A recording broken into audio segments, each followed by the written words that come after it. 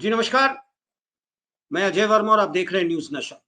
ये मुद्दा भी बड़ा इस देश में कहीं न कहीं उठता रहता है और इस पे काफ़ी मीडिया का अटेंशन भी है और लोग आम आदमी भी ये जानना चाहता है कि आने वाले कब तक, क्योंकि भारतीय जनता पार्टी का राष्ट्रीय अध्यक्ष एक्सटेंशन पे चल रहे हैं जेपी नड्डा साहब।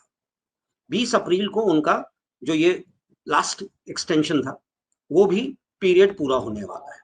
18 अप्रैल को भारतीय जनता पार्टी की राष्ट्रीय परिषद की मीटिंग होने वाली है बेंगलुरु में, जिसमें शायद ये कहा जा रहा है कि नए प्रदेश ये राष्ट्रीय अध्यक्ष का नाम का खुलासा हो जाएगा।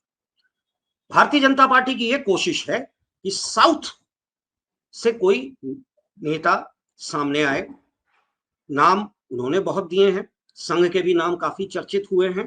दोनों के बीच में रस्साकसी का खेल चल रहा है। आपको भी पता है किन किन का नाम आया। संजय जोशी फ्रंट रनर है, नो डाउट। वसुंधरा राजे भी सामने आया था उनका नाम। रघुवर दास का भी नाम सामने आया जो आपके झारखंड से हैं। नितिन गडकरी को बहुत स्ट्रांगली प्रोजेक्ट किया जा रहा है। कहा जा रहा है कि डिप्टी प्राइम मिनिस्टर का भी पोस्ट उनको ऑफर हो सकता है अगर वो राष्ट्रीय अध्यक्ष ना बनाए गए तो। ऐसी स्थिति में क्या मोदी जी और संघ के बीच 18 अप्रैल को कोई नाम तय हो जाएगा?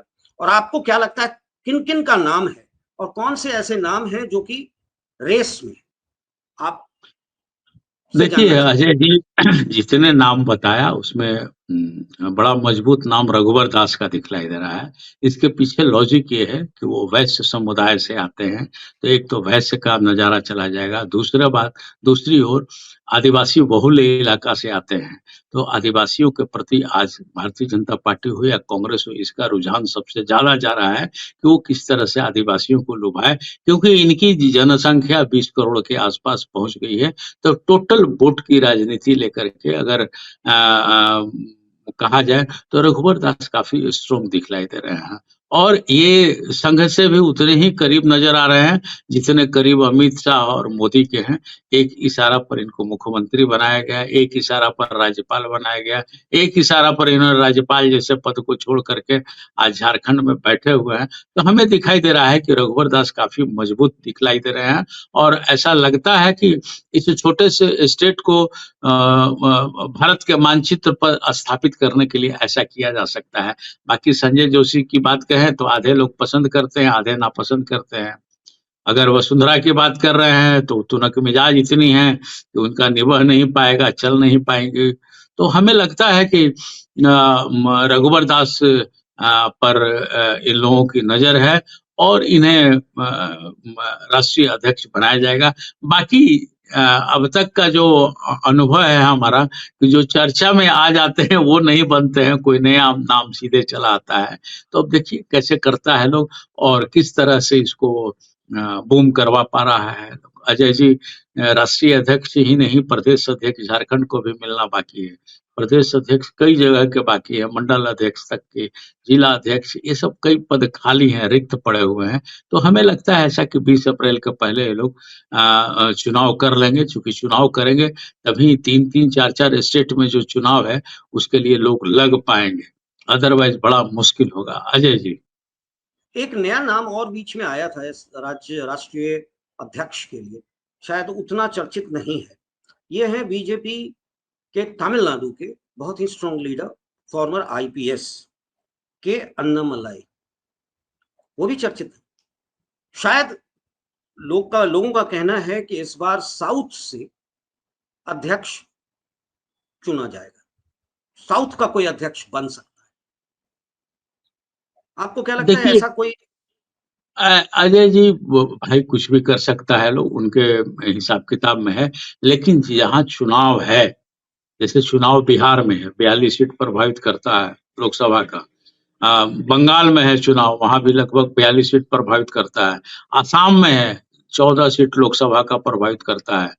ऐसे करके आप देखेंगे तो हमें जो दिखलाई देता है कि अच्छा, चाहे बंगाल हो चाहे आसाम हो, इन दोनों जगह पर बिहारियों की संख्या बहुत ज्यादा है अजय जी, बहुत ज्यादा। ये एक ऐसे हिस्से हैं जो कि बाजी पलट सकते हैं, चाहे असम की बात करें, चाहे बिहार की बात करें। तो बिहार और झारखंड मोटा-मोटी एक ही है, रहन-सहन, खान-पान सब एक ही स्टेट में था। तो ज़्यादा मजबूत स्थिति में रघुवर दास ही दिखलाई दे रहे हैं।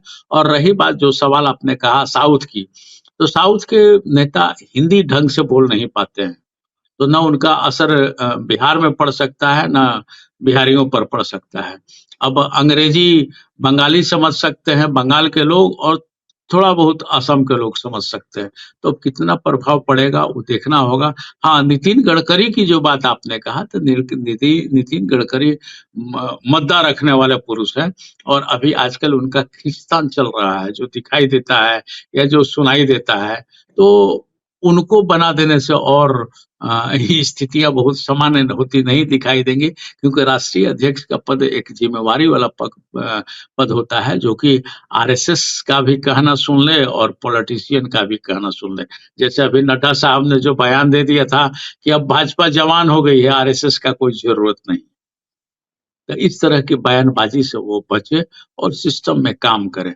तो उस सब मिला-जुला करके जितने नाम सामने आ रहे हैं, उसमें रघुवर दास दिखलाई दे रहे हैं कि बड़ा ही मजबूत, सटीक और गंभीर व्यक्ति है, और जाति आधार पर कहें या सब तरह से परिपूर्ण वही नज़र आ रहे हैं, जो भारतीय जनता पार्टी में फिट बैठ सकें।